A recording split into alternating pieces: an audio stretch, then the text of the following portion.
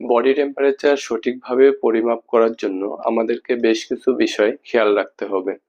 Oral temperature নেওয়ার ক্ষেত্রে মনে রাখতে হবে, পেশেন্ট যদি রিসেন্টলি হট অথবা কোল্ড কোনো খাবার গ্রহণ করে থাকেন, সেক্ষেত্রে 15 থেকে 30 মিনিট অপেক্ষা করে তারপরে ওরাল টেম্পারেচার নিতে পারবো। আদারওয়াইজ টেম্পারেচার অ্যাকুরেট আসবে না। দেন যদি পেশেন্টের মেজর কোনো ওরাল সার্জারি থাকে, দেন আলসার থাকে, অথবা পেশেন্ট যদি মাউথ ব্রিথার অর্থাৎ মুখ দিয়ে শ্বাস প্রশ্বাস নেন, সেক্ষেত্রে আমরা কোনোভাবেই পেশেন্টের ওরালি টেম্পারেচার নিতে পারবো না। ওরাল টেম্পারেচার নেওয়ার সময় আমরা পেশেন্টের টাঙের নিচে যে সাবলিঙ্গুয়াল পকেট আছে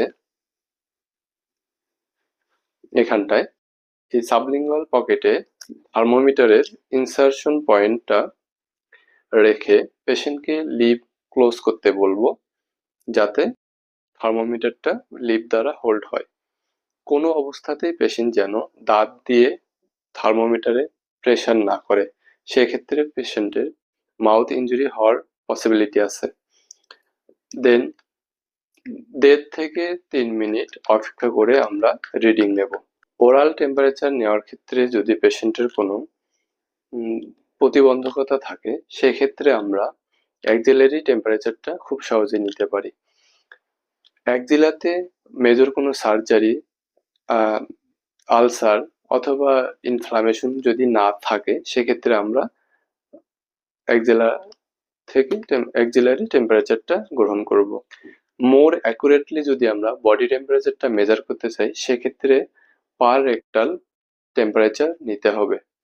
পার রেক্টাল টেম্পারেচার নেওয়ার ক্ষেত্রে মনে রাখতে হবে, অ্যাডাল্ট পেশেন্টের ক্ষেত্রে থার্মোমিটারের ইনসারশন পয়েন্টের 1.5 ইঞ্চি অর্থাৎ 3.8 সেন্টিমিটার, এবং ইনফ্যান্টের ক্ষেত্রে 1/2 ইঞ্চি অর্থাৎ 1.25 সেন্টিমিটার রেকটামে ইনসার্ট করতে হবে।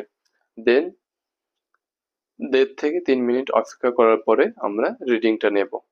এক্ষেত্রে পেশেন্টের যদি ডায়রিয়া, দেন রেকটালের কোনো মেজর সার্জারি, দেন পাইলস বা হেমোরয়েড এই জাতীয় কোনো প্রবলেম থাকে, তাহলে কোনো অবস্থাতেই আমরা পার রেক্টাল টেম্পারেচার নেব না।